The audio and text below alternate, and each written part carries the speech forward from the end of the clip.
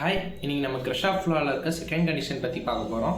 Second condition என்ன அப்படின்னா S plus L is less than P plus Q. அதாவது ஒரு ஃபோர் லிங்க் மெக்கானிசமில் இருக்க shortest and longest length is less than மீதி இருக்க ரெண்டு லென்த்தோட சம்.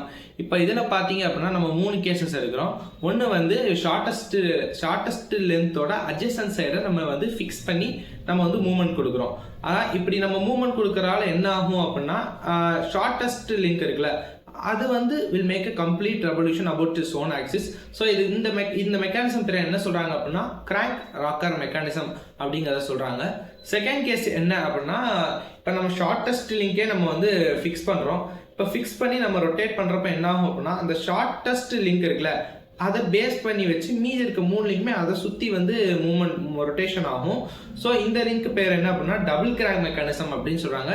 ஸோ இந்த லிங்கை பொறுத்தவரை ஷார்ட் லிங்க் அட்ஜஸ்டண்ட்டாக இருக்கிற ரெண்டு லிங்க் இருக்குல்ல அந்த 2 லிங்க்குமே will make a complete revolution.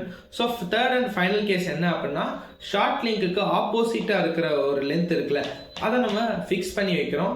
Fix பண்ணி நம்ம ரொட்டேட் பண்ணுறப்ப என்ன ஆகும் அப்படின்னா ஷார்ட் லிங்க் தான் will make a complete revolution. அது கப்புள் ஆகிருக்கும். அதாவது இங்கே இருக்கிற லிங்க்கு ஃபிக்ஸ் ஆகிற லிங்க்கு அதுக்கு மேலே இருக்கிற 2 லிங்க்கை கப்புள் பண்ணி அதை சுற்றி இப்படி வரும். இதுக்கு பேர் என்ன அப்படின்னா டபுள் ராக்கர் மெக்கானிசம் அப்படிங்கிறத சொல்கிறாங்க. ஸோ இந்த கண்டிஷன்ஸில் ஒவ்வொரு கேஸுக்கும் ஒவ்வொரு மூவ்மெண்ட் எப்படி இருக்கும் அப்படிங்கிறத பார்த்தோம். ஸோ இவ்வளோ தான் இந்த கண்டிஷனை பற்றி. தேங்க்யூ.